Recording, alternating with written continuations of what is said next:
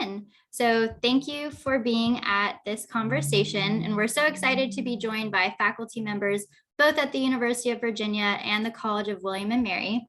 My name is Haley Spear, and I'm an Education Abroad Advisor, and I'm joined by Marina Lamastro, who is a Special Programs Advisor at William and Mary. And we've been working on sustainability initiatives within our two offices for over 2 years now, which has been really cool. But before introducing our panelists, I want to acknowledge that the path towards global sustainability is not linear, and it's often not black and white. So through conversations and partnerships, much like this one, we can share successes and failures to help each other move forward together and do a little bit better every day. So in this discussion, we hope we can take a moment to reflect on the lessons that everyone here has learned from abroad, so we can continue our work to become better global citizens, both at home and overseas or wherever you might be in the world. So this year, we've invited 3 faculty who have spent time in various parts of the world, and we're excited to discuss why sustainability can't be approached through a one-size-fits-all, and how we can use this recognition of differences to become sustainable travelers. We also want to highlight that halfway through, we will pause for a breakout session. So we hope that you will thoughtfully engage with one another, though whether you turn your video on or leave it off is totally up to you.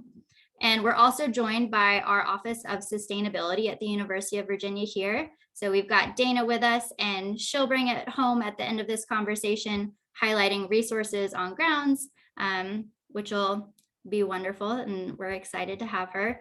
And we'll also have a Q&A at the end, so please save your questions until then. You can either raise your hand or submit your questions in the chat.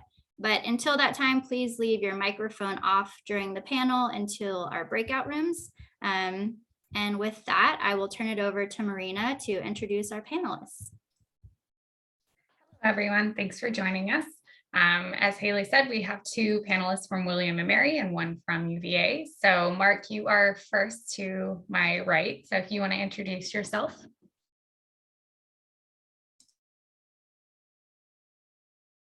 Yes, thank you, Marina, appreciate that. So my name is Mark White, and I'm a finance professor at the McIntire School of Commerce here at UVA. I teach financial management in our ICE program. It's our 3rd year program, and I also teach electives on sustainable business practices, a number of which of those involve taking students overseas. Thanks, Mark. And Rob, you're next. Thanks so much for having me here. I'm Robert Rose. I'm the Executive Director of the Institute of Integrative Conservation at William and Mary. We launched a couple years ago with a focus on supporting external partners with their conservation action. We bring together a diverse range of partners to bring integrative research projects to William and Mary that we address through student and faculty research.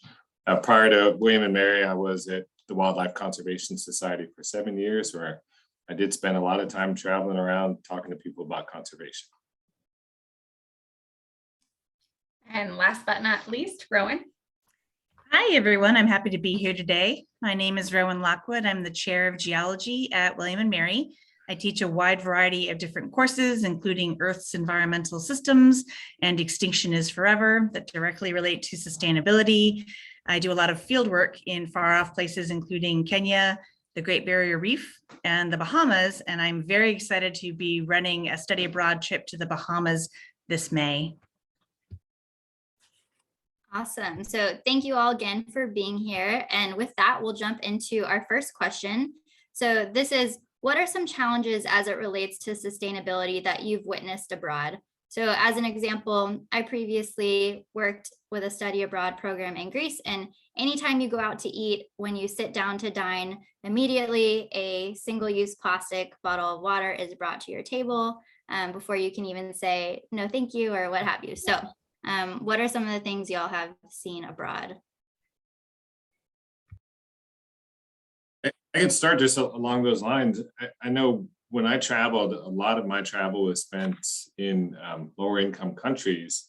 And it wasn't just that you'd get a plastic bottle of water. Oftentimes in those countries, it was really the only water that was safe for foreigners to drink. And so I couldn't drink water right out of the tap. So you spent a lot of time unless you had access to a boiler and a filter, which we didn't have often, you had to buy bottled water everywhere you go.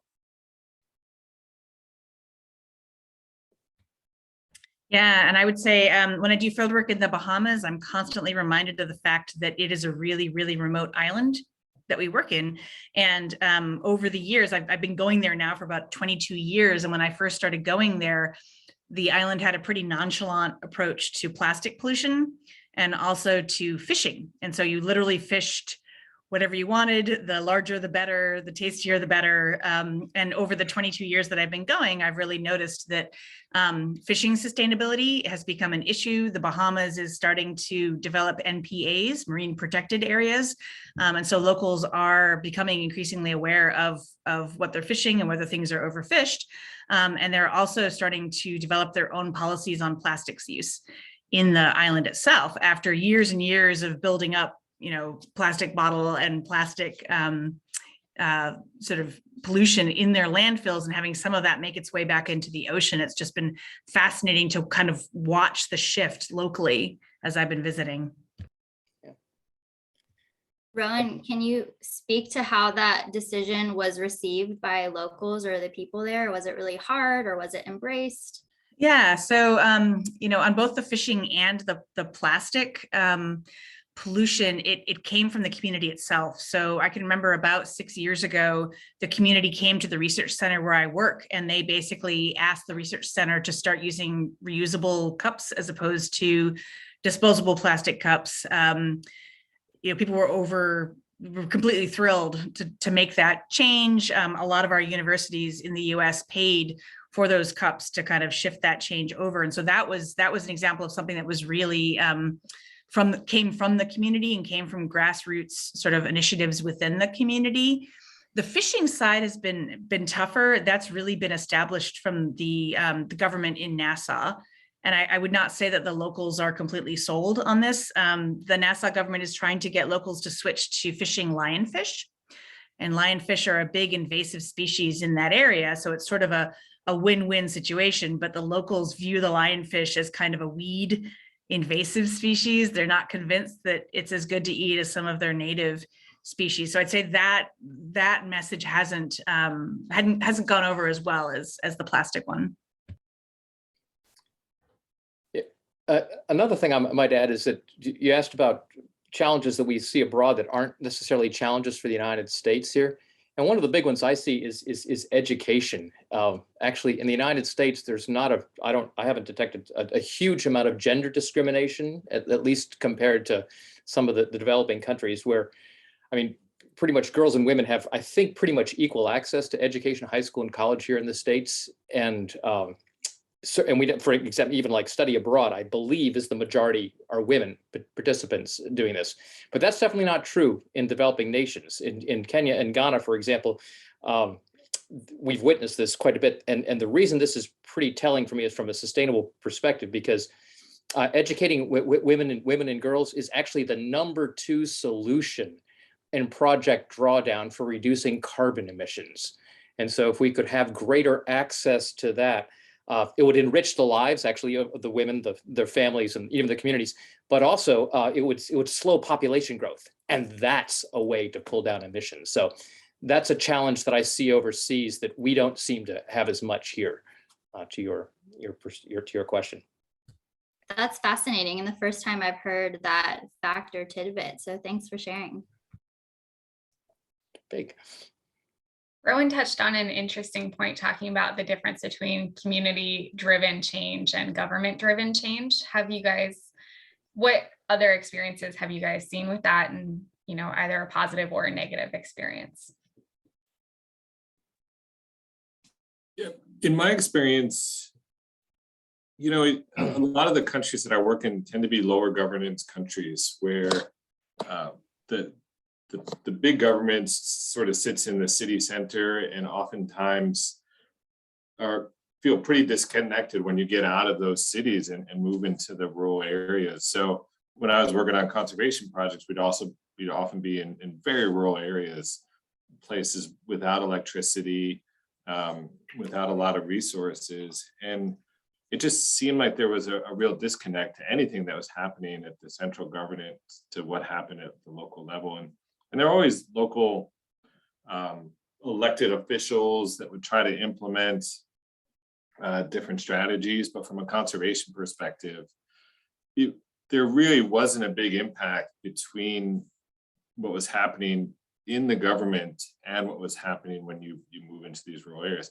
Now it's different for some countries like Costa Rica, which has an economy that's largely based on ecotourism and that comes from the government, but it's been embraced across the country. And so you see a much different ethos when you go to a country like that. But some of the other countries that I'm thinking of, Central Africa in particular, it's just such a different perspective. And when you get out to these rural areas, it's just, they're just trying to get through every day and grow enough food to eat and grow a few crops that they could sell at the local market. And so you don't see that response to what's happening, or even that willingness to interact with that central nationwide government.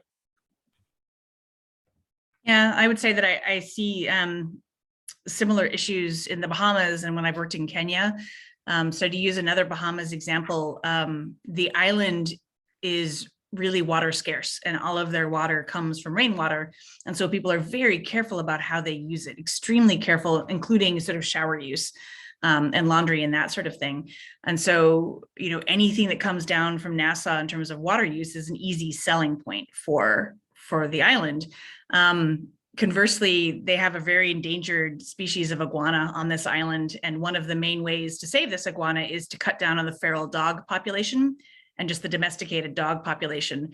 Government efforts to come in and, either cull the dogs or bring in a vet to try to spay and neuter the dogs, that nearly caused a riot in Coburn Town on this island. They believe very strongly in their dogs and not at all strongly in the iguana, even though the iguana, has been on the island, people would argue longer than humans have. So that would be an example of something that just hasn't been well accepted by locals. And I think for folks that are working in conservation, working in sustainability, you have to start with the values of the place where you're working. Right, and I think that's often been ignored, especially by conservation organizations that work in a lot of rural areas, places where conservation really matters. The local people, for a long time have just been seen as the threat to conservation. And so you do everything you can to work against what the local communities are doing, instead of, as Rowan says, talk to local communities and try to understand how they interact with their environment. And to add that, oftentimes when you go back to this governance issue, the local communities, when something does come from the government, they often feel put upon. Or on the flip side, if the government gets money for conservation projects that's supposed to go to local communities, it often never filters down. And for a long time, reduced emissions from deforestation and degradation projects, or RED projects, were designed specifically to get money to local communities to reduce the amount of deforestation as a way to reduce the amount of carbon emissions. And that money just would never get to those local communities. And so it ended up sort of putting conservation on the wrong side of the community perspective because of that lack of governance.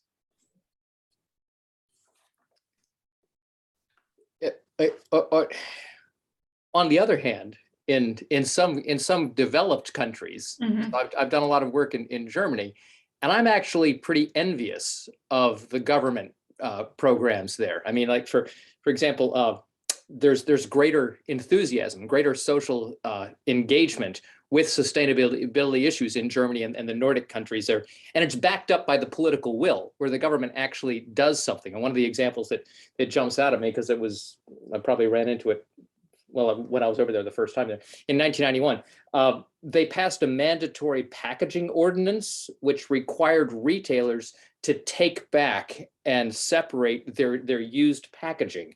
It was called the Duales System Deutschland. And what they actually did, I've brought these things here. They actually, they put a little point, der grüne Punkt, on all of these things. And so all this packaging, retailers were required to set up big bins and take them back. That was one of the first bits of take back legislation. They've since done it. It's called extended producer responsibility. And they've really done a good job of that. I wish we would do that here. I mean, this is where we don't have a government with political will to make some of these tough decisions. Europe has a European trading system for carbon credits. We have, fractional bits and things there. So in some cases, I think government does pretty well, although I absolutely agree with the situations in some of the less developed countries. And isn't France working pretty hard around reducing single-use plastic and I think food waste as well, that they've enacted new laws around both of those issues, which are incredibly important issues of sustainability. That's the number one solution on Project Drawdown, is reducing food waste. You're going to reduce carbon emissions. Yeah. That's really good. And that kind of leads into question two, which are some of the successes. And, like Rob pointed out too, France has been really successful in their reduction of single-use plastics. Even I spent a lot of time working in the Caribbean, and even in the French Caribbean islands, when we went food shopping there, it was all biodegradable plastic bags for produce. And you had to pay to get extra plastic bags when you check out. And they had a very far reach. And that was drastically different to a lot of the other islands we were stopping at. Do you have any other examples of successes you guys have witnessed? I have another one from Germany, the same sort of thing. Back in the day, the early 90s, they came up with a program which they called the 1000 Dach program, the 1,000 roof program. And what they did is they subsidized solar panels. They started off with 1,000 roofs, and then it got to 10,000 roofs, and then into 50,000 roofs. And they offered, and over the years, it's morphed. This is from the early 90s all the way through there. And Germany, one, they developed a significant solar industry there. And two, up until 2015, they were the largest solar or PV solar panel market in the world. Okay, China passed them in 2015, a good thing. But solar power is now the cheapest form of electric power in Germany. I mean, wouldn't that have been amazing if America had stayed the course with its policies during that time? We could have learned something from them. Just imagine the job creation of all that. Oh, yes, absolutely. I had a similar experience. I did research in Cornwall in the UK, must have been 7 years ago now. And it really struck me as I was driving through the countryside, how many wind turbines they had, and also how many solar panels they had. And I swear to you, so I lived in Cornwall for over 300 days. It rained almost every single day I was there for at least 3 hours. It rained sideways. I swear to God, it even rained up. It just rained constantly, but still they were able to create enough solar power that all of our neighbors and all of our, folks at the place that we were living and working, they were all generating power for the grid. They had more than they needed for themselves, and they were selling it back to the grid with the rain that the UK was experiencing. It was really humbling for me, coming from a city or coming from a town where solar panels are really strongly discouraged still by the city council. Sorry, go ahead, Robert.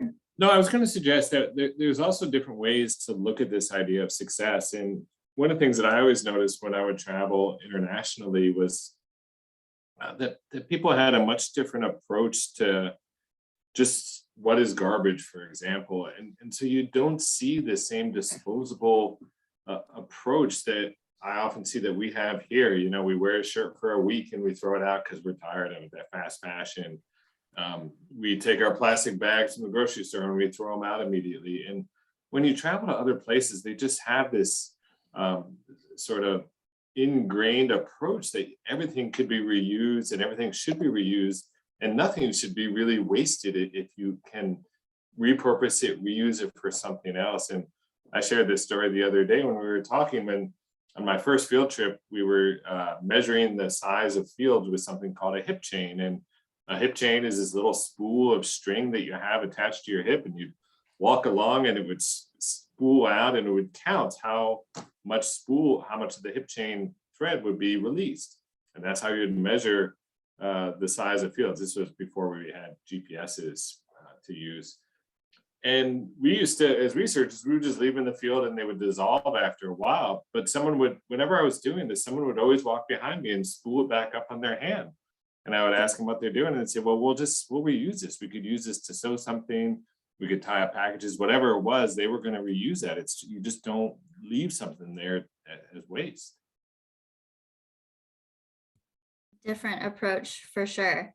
I had one last comment going back to different energy sources. And Marina, this will sound familiar to you, but one of our panelists this time last year shared about a way that Denmark sort of got their community on board with all of their wind turbines. So going back to the conversation of understanding the values of the people that you're trying to appeal to.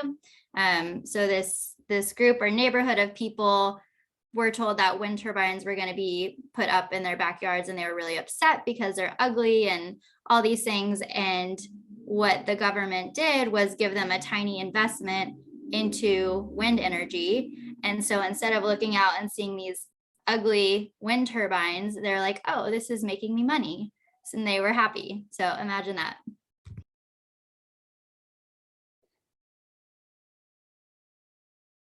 Well, with that, I think this is a great point to move into our breakout room. So they will be petite, but that makes for good conversation. So again, you're welcome to leave your camera off if you don't want to engage. But please do stay on because we'll have part 2 when you come back. So the question for you to discuss in your room is, for those who have been abroad, is there anything that you've witnessed or learned from your time abroad that you could implement back at home? Or if you have not yet gone abroad, what are the things that you're curious about or anticipating that you might experience as it relates to sustainability? So we'll give y'all 4 minutes or so and we'll come back.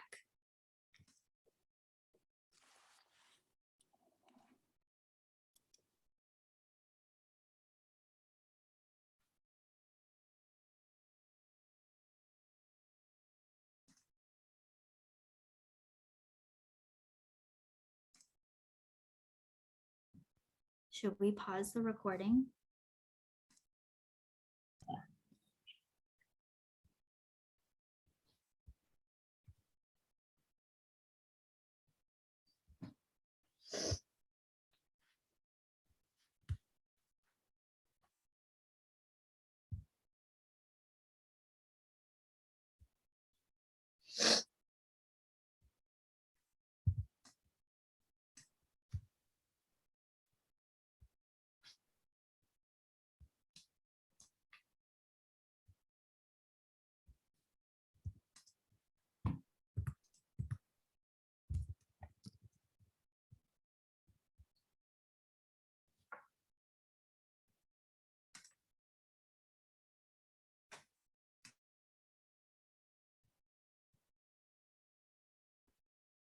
All right, everybody is slowly trickling back. We'll give the other room another moment. All right, welcome back, everybody. We hope you all had insightful conversations in your breakout rooms. And in the interest of time, we'll keep the conversation going. So our next question is, what can we do to have a positive relationship with the local culture? How can we prepare for this? And what can you do after your time abroad to spread knowledge to others? So in terms of the 3 pillars of sustainability, which you all may be aware of, this is hitting at that social sustainability piece.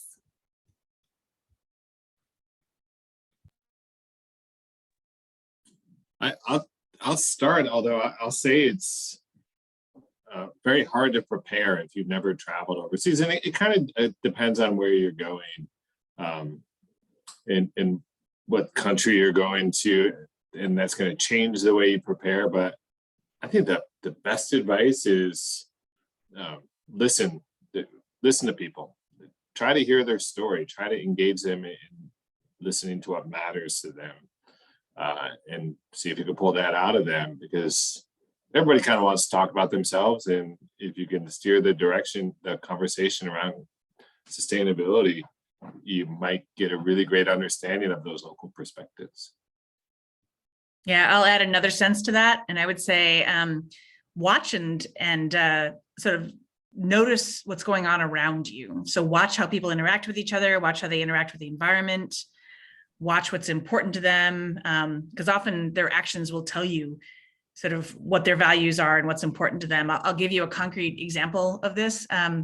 At this research lab that we work in San Salvador, a lot of locals work on the campus, and they work in the dining hall. And this is a really remote island. Only 300 people live there. And at any one given time, there might be 100 additional people living on this marine station. So it's a huge burden for the island.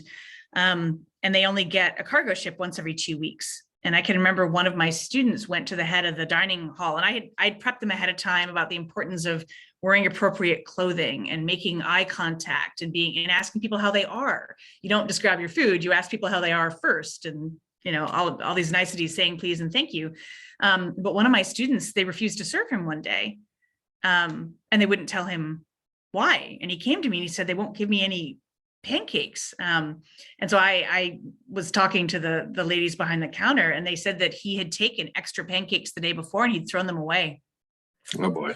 And they had noticed that, and they only have so much food, and it comes every 2 weeks on the island, and they didn't feel like Josh could be trusted with his pancakes. And I, honestly, I'm on their side. I thought they had a point. I absolutely agreed with them. And, Josh had to figure it out for himself that day. And I thought it was just a really powerful message to our students. Look at what everybody else is doing. No one is throwing food away. And there's a reason. Yeah. There's a reason why. That's a great story.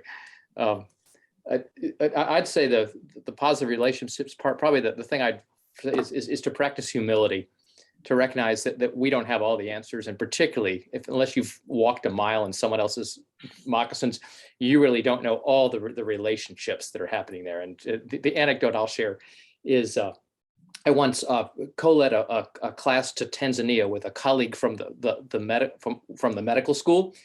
And the goal of the course was to develop a business plan to manufacture low-cost HIV/AIDS test kits in country. And the reason to do that would reduce expenses for the folks that needed them there, and also would provide local employment there.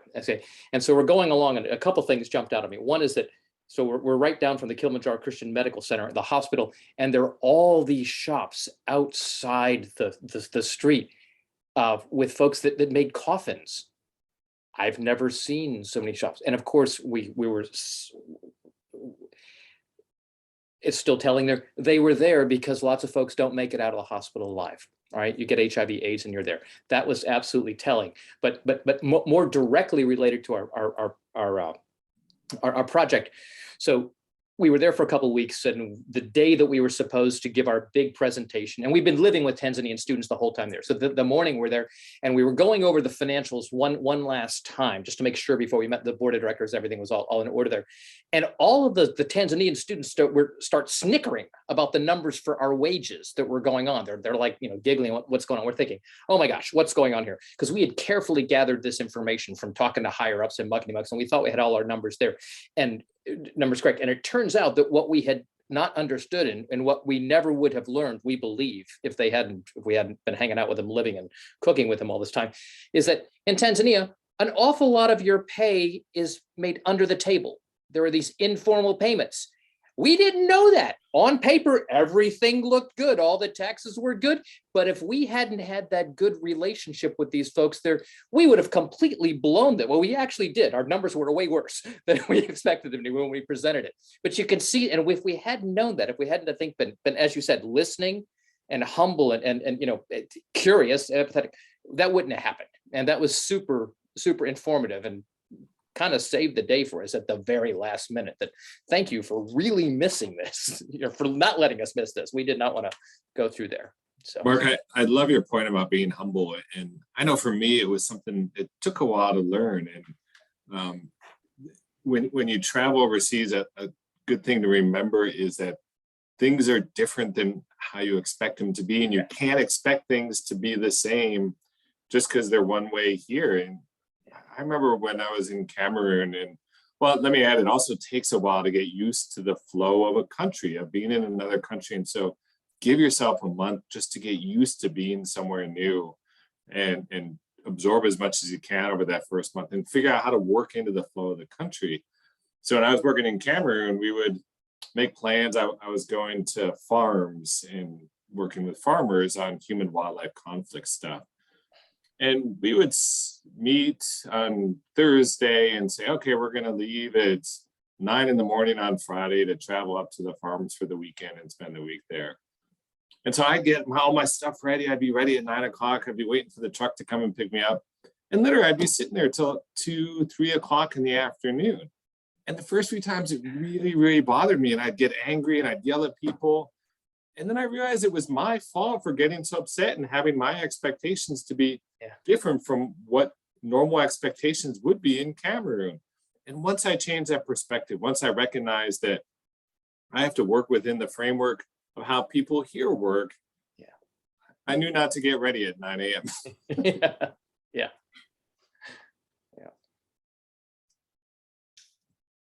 So I'll kind of go into our last question, which kind of brings it back to what we can potentially do in our future travels or even here. And Dana, this may be a good opportunity for you to kind of jump in as well. But how can we contribute to conservation or sustainability efforts on a small scale in our daily lives? So essentially, how can we walk the talk?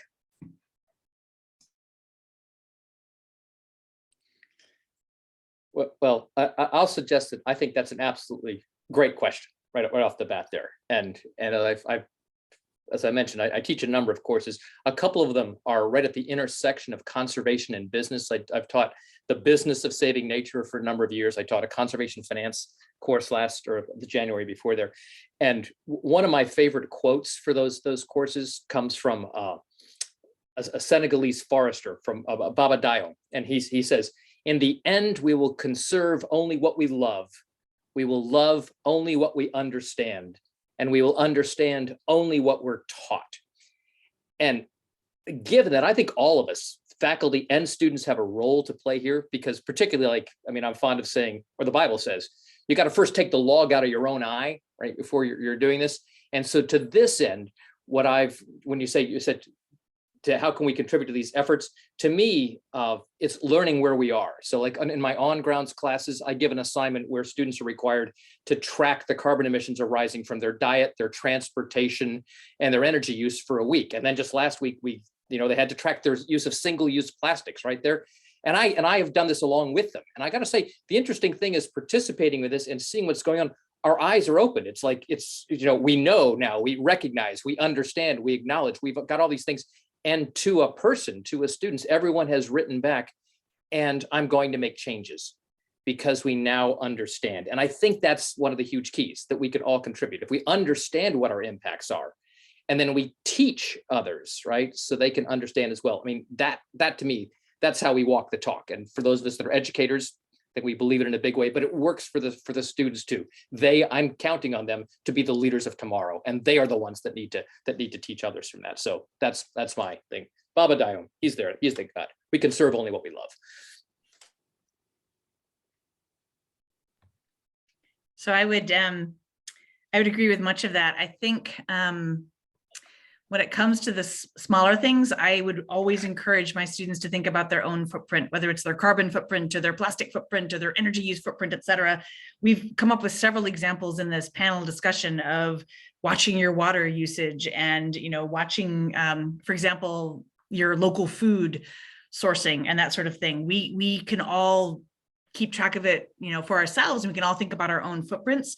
I've been teaching at William & Mary for 22 years. I've taught over 4,300 students. And one of the things that makes me just thrilled for the future is that I think my students are actually much better educated than many people my generation and, older are. I think they're much more aware. They're much more willing to speak out. They're much more willing to, to put actions into words. And so I think this idea of each person paying attention to their footprint and then starting to pay attention to the world around them. I like the analogy of my Bahamian trip, the Bahamas island that we go to. You keep track of your own footprint as if you are an island, and you think about those connections and you think about your own footprint from that perspective. I think it works really well. I don't have much to add. Obviously, consumption and thinking about your over-the-horizon consumptions really makes a big difference in trying to reduce that footprint as best as you can. I know I've been really cognizant of trying to reduce single-use plastic, and I know how hard it is right now because everything is in plastic and you just can't get away from it. So what I'll add is talk to your leader, talk to your political representatives. Let them know that you're thinking about this and you vote. And that makes a big difference, right? They respond to the people who vote for them. And if you don't like your political leaders, run for office. Run for office at every level, because you can make a difference if you really care about these issues. And right now, we, as Mark alluded to before, we don't have the political will right now to take the massive steps that we need to in the United States. And so we need young people like yourself who will run for office and take a lead and make those steps where the older generation has been too blind to take those steps. I think we're close. I really think we're close. I mean, I feel like we have more change happening and more potential for change than we've had in a long time in this country. So I stay optimistic. Yeah. Even informally, the change, some of that change is happening. Like you see just the growth of electric cars, and the fact that, you know, the Wawa around the corner from me has a Tesla charging station and it's constantly full, right? That has nothing to do with our government. That's just private industry motivating a change because they see that's the direction. Every car manufacturer is moving towards electric cars. So we are seeing some of that change, and that's really good news. And it's going to take more. Yeah. Dana? I always love these events because, yeah, this is a lot of like warm and fuzzy. Like, we're getting into a lot of the reasons why I love working at a university. Like, we are well suited to see what the future holds. And it's really cool to think about the role that like we as faculty or staff members can play in really what you know, Phoebe and Vikesh and Yasmin and Natalie and Ashley are going to do, which is implement the solutions that we need, right? It's cool to think that the experiences that you have in the classroom, but also hopefully abroad, if you haven't already gone, could shape the way that you do work for like the rest, and the way you live for the rest of your life, like, which is so cool. So it's just a really exciting place to work.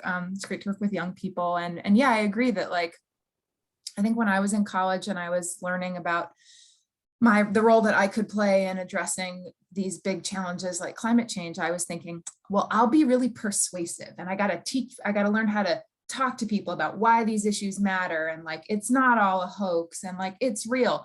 And I don't use that skill at all, because really I'm lucky, I guess, that a lot of the people I interact with are really already on board with the challenges that we face and the fact that we need to get serious about doing something. It's just a matter of, we got some excitement going on at my house.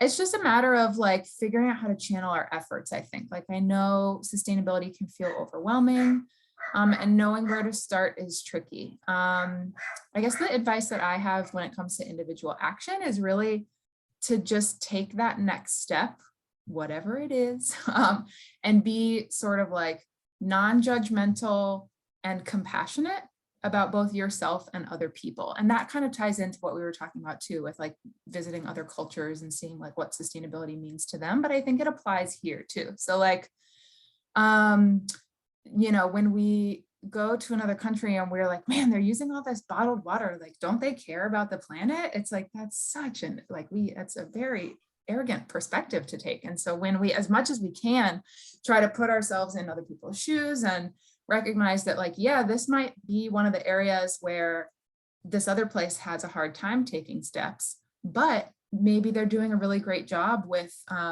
maybe they really excel at like land conservation and like really special public parks, you know? And so I think I always hesitate to, well, okay, not always, but I sometimes hesitate to give like recommendations for specific actions, because I think we all need to like find our own path. But I do think it's, well, so, okay, I'll share one resource, just because because I was asked to, and because Mark talked about Project Drawdown. That's a really cool framework for thinking about climate solutions. And a resource that I really love is from an organization called RARE, that is an international organization that focuses on behavior change to save the planet.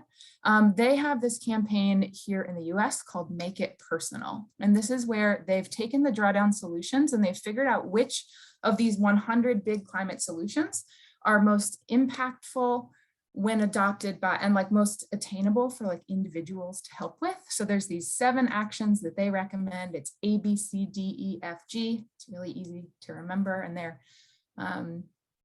some surprising things in there, but I'm always excited to promote RARE for people who like aren't really sure where to start. I think I interact with a lot of people who want to make a difference and they're like, I'm already recycling. I'm already turning off lights, and it's hard to know what are those like really big hitting actions that where your individual actions can like add up a bit more quickly. So I love RARE. We're actually doing an event coming up on Earth Day that I'll also shamelessly plug in the chat. And one of the focuses there is going to be on really finding what are the things that make a big difference, right? I think I grabbed the link, but like how to sort of get beyond recycling and turning off lights. Like what are the big heavy hitters? But yeah, I guess the last thing I'll say, unless you want me to talk more about like UVA's sustainability goals or like specific programs, I'll circle back to this idea of like finding your own path. I think in the same way that sustainability isn't one size fits all when it comes to different countries, it's not one size fits all for individuals either. So like this set of actions from RARE is for like a general average person. But we've been talking in our office about helping people find their sustainability superpowers.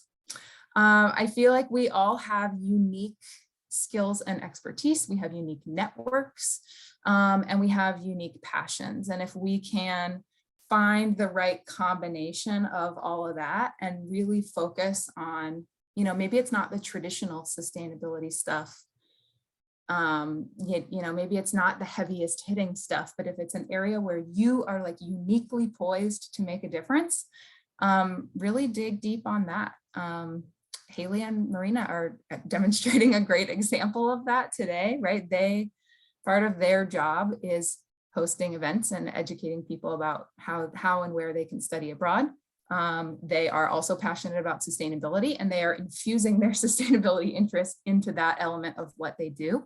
So think about what you're already doing and how you can just like slide in that, sort of angle on it, and you'll be on the right track to making a big difference. Thanks, Dana. That's awesome. And I wanted to point out that on RARE's website, don't waste food is number 4, or the D of the ABCD. Yeah. So exactly to Rowan's point, which is cool. But feel free to drop links to any of your upcoming events because these students may very well be interested. And thanks for sharing your insights and, takeaway. That's super helpful. So with that, we will save the last few minutes for questions. If anyone in the audience has questions, feel free to unmute yourself or write it in the chat, and we're happy to answer. And just a quick plug too, Dana kind of mentioned it, Earth Day is coming up, and I know both William and Mary and UVA sustainability offices have lots of events and things happening. So if it is something you're interested in, this would be a great time for you to get involved and kind of see what is out there. And I know there's hiring for interns and things like that as well. So I noted we have some upcoming events, including Chuck Sams will be visiting William and Mary, and we'll be hosting an evening with Chuck Sams. That will be a virtual event as well if you want to listen in and maybe ask a question. Were there any questions from any of our students or any other last comments, or maybe just a thought you wanted to share?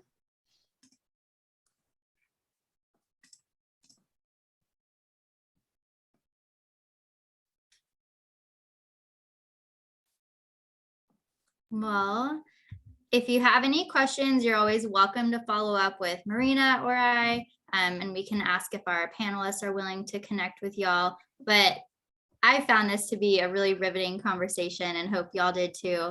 But a big thank you to our panelists for spending their Monday evening here with us, and to Dana for popping in.